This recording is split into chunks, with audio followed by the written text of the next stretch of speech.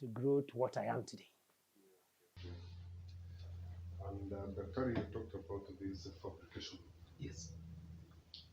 Where is the fabrication business?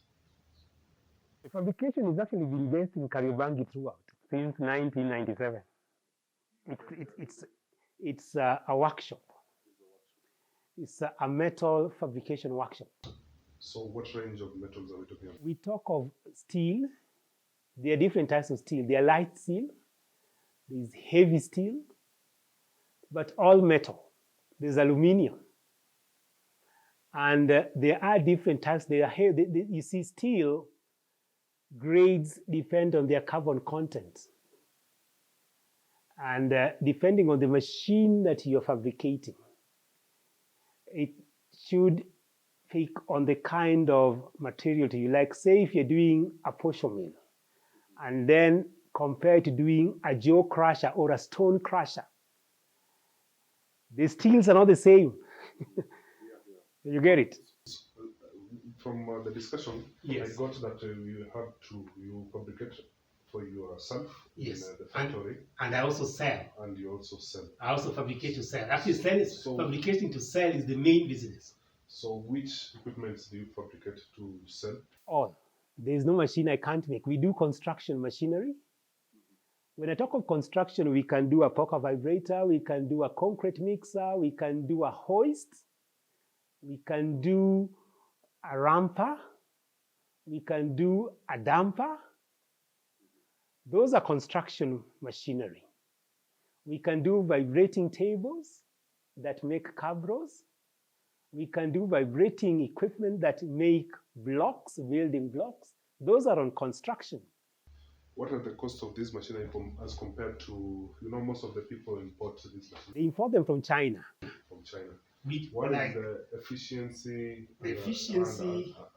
Vis-a-vis the cost. Yes. So that somebody should prefer picking it from here. Getting it from out.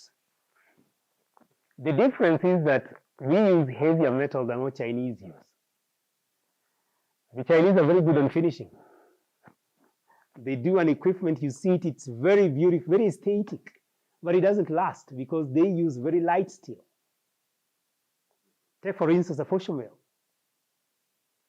If you have a locally fabricated portion, there's a portion mill I have to date, which was done in 1999. It's still running today. You don't even change any part of it. If it had been a Chinese one, I'm sure it will be a write-off. So what I'm saying is that the locally made equipment are more durable and less costly. Even if you get it from China, there is the freight, there is the duties to be paid, there is the time cost in clearing it off from the port. Whoever brings it up puts up a heavy markup on it because he's got to recover his costs. And like us, who do it at a shorter time, use high density material to get you what you want. So it really saves you time. It gives you a longer duration. It goes for longer. It goes for longer. The functionality of it it's longer than the Chinese. Longer than the Chinese. Yes. But where do we go wrong in terms of the finishing? Because I'm seeing it even in different industries like the furniture. Yes. Furniture, the ones from China look very good. They look very aesthetic. What Chinese appealing to the eye, as compared to ours that we get in different places, Ngong Road and others. We have, yes, locally is finishing. Finishing is a skill because the Chinese have equipment. Like if they do a table like this is one done in my factory. And you can see this table here. I do both woodwork and metalwork. So at least to get this finish, we've got equipment like sanding machines, like planing machines, like jigsaws, like rotors. We have those machines, we make them. So what a lot of people lack are the finishing machines. even if it is metal, we have different types of grinders. Once it is finished, then you ensure that you grind it using different, what you call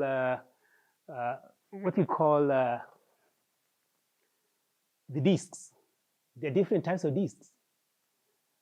And every disc has a class.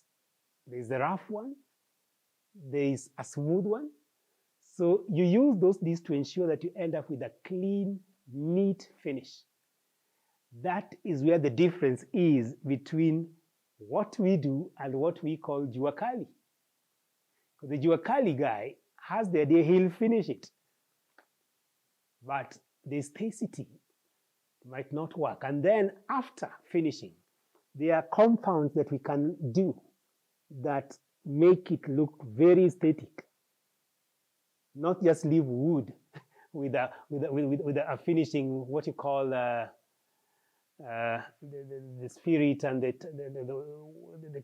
the turpentine and leave it. No, you can take it ahead. And we can do also that in plastic. There's a plastic table exactly like this.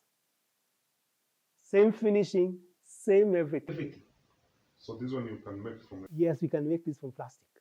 The way you see it. And even get a mahogany finish on it. And it's plastic. Right. In the business. Right. In partnership. Yes. And I would like you to share a little bit on that aspect in terms of what people bring and the kind of challenges that come up with people as a result of not being able to see eye to eye. Because I'm sure these are things you have undergone. We've seen all that. We've had partners. Yes, having partners. We've had partners. Because I'm sure very many young people have partners and that they get into situations that sometimes turn out to be ugly. Very, because it's a challenge.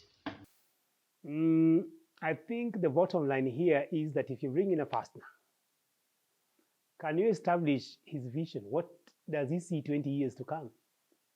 Does he want to figure ride on you? Or does he want to walk the talk? It is tricky. I've had partners I've had to discontinue with, many. And it reaches a day when I tell you, it's like marriage. Partnership is like a marriage. Marriage reaches a point where you say, no, we can't continue. And if your wife sees where you want to go, then it will last. Likewise, partnership in business is tricky. The fact that you're in medical school together, the fact that you have social friends in a bar somewhere or in an estate, does not mean that it will work. Individual partners, in many cases, have agendas that are not very clear when you merge as partners. Many of them come to figure ride on you because they know that you got the skill, they know that you got the linkages, they know that you got the energy of what it takes to drive it to where you want to go to. So they'll find their way, they'll always be around you, knocking doors on how to come in. The rubber meets the road when you have challenges like what I've told you. There are challenges at times when you go to have what you call capital calls. In other words, going out of your way, out of the business, to inject your private money into the business to keep you sustainable. If he is not a thick-skinned partner who does not see where you want to go, he'll give up. There are those, once they make the name, then they want to leave. They are the hit-and-run partners. They come in, they see you very successful, they want to join you, and my experience is that that agreement, the investment agreement, is a very complicated document. Not many young entrepreneurs understand it. My advice: involve a lawyer. Not just a lawyer, an investment lawyer. Because the English there is terrible. Yes, it is investment language. So pick up a partner who shares your same vision, but at the point of putting pen to the paper, get an investment lawyer to advise you and interpret that document in a way that favors you, the founder. Anybody coming in should be a minority investor. Don't let anybody coming in to be a majority investor because they'll control you. And it can reach a point like recently, I told my friend, I can't do it, let's divorce.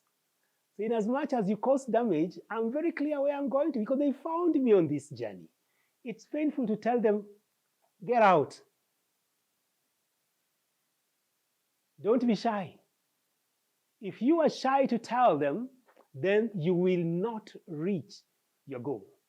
So when push comes to shove, tell them, gentlemen, it can't work. And move on. That doesn't stop you. You will meet another lady, you will meet another man on the other side and move on, so long as where you want to go to is very clear. So what I'm telling the young guys, when they come up with a very good innovation, they'll meet a lot of hyenas on the road whose aim is not really to get to the end of the journey. Their aim is to hijack what they have. Get a lawyer, get an investment, just not an ordinary lawyer, an investment lawyer. And get time to do your due diligence. And then have a clear agreement. Don't just dish out shares. If anything, study the person who wants to come in for at least 3 years. In 3 years, you'll have gone up the hills and the valleys to know whether you can sign paper to pen. If you don't do that, and he is the kind of Tom, Dick, and Harry, then you're bound to lose your investment. Great. Finally, what are you working on at this particular moment? What innovations are you doing at this particular moment? I've got some crazy innovations. Some have rolled out, some are in the verge. One is on cement. We've innovated a reagent which makes cement, like you pour it into cement, and the bag of cement will actually blow up 10 times. The end result is that the cost of that block, you mold that resin into a mold. So the cost drastically reduces. Drastically. A quarry stone ranges between 60 and 80 shillings a block. Ours is 20 shillings. You see the savings? Quite a lot. Electricity is a big issue in this country. It's one of the most expensive input material. We are going into power generation massively through a new baby called Symbiotic Africa.